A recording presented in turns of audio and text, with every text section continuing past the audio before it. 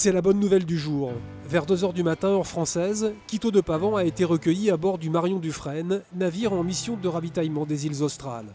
La chance que j'ai finalement, c'est d'avoir ce bateau et cet équipage-là sur zone.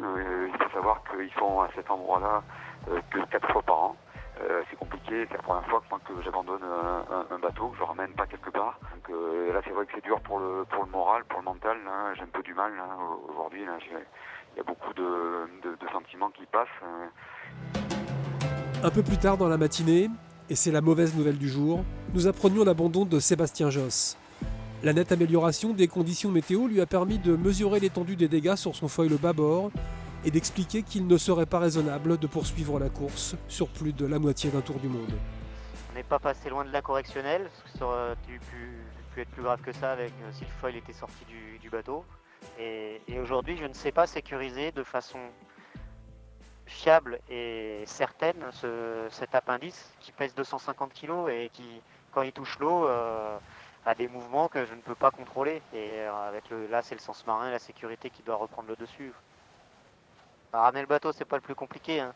Ça va être d'être à terre et de voir les autres qui continuent à faire la régate. C'est toujours ça le plus dur.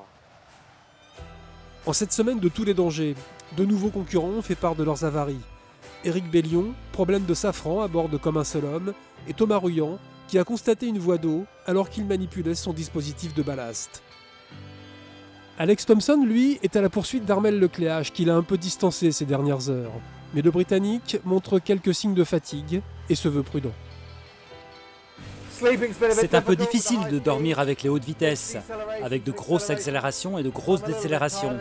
Donc je suis un peu fatigué et je dois essayer de rattraper le retard, bien dormir au cours des prochains jours. Pour moi, l'heure est à la prudence, m'assurer que rien ne m'arrive, faire en sorte de garder le bateau en un seul morceau. Évidemment, je suis deuxième, à 100 000 du leader, Armel Lecléache. Mais maintenant, Meya est troisième à plus de 1000 milles derrière moi, donc ça me laisse un peu de répit. Du coup, je peux m'occuper de ce qui se passe devant. Je pense que c'est le plus important.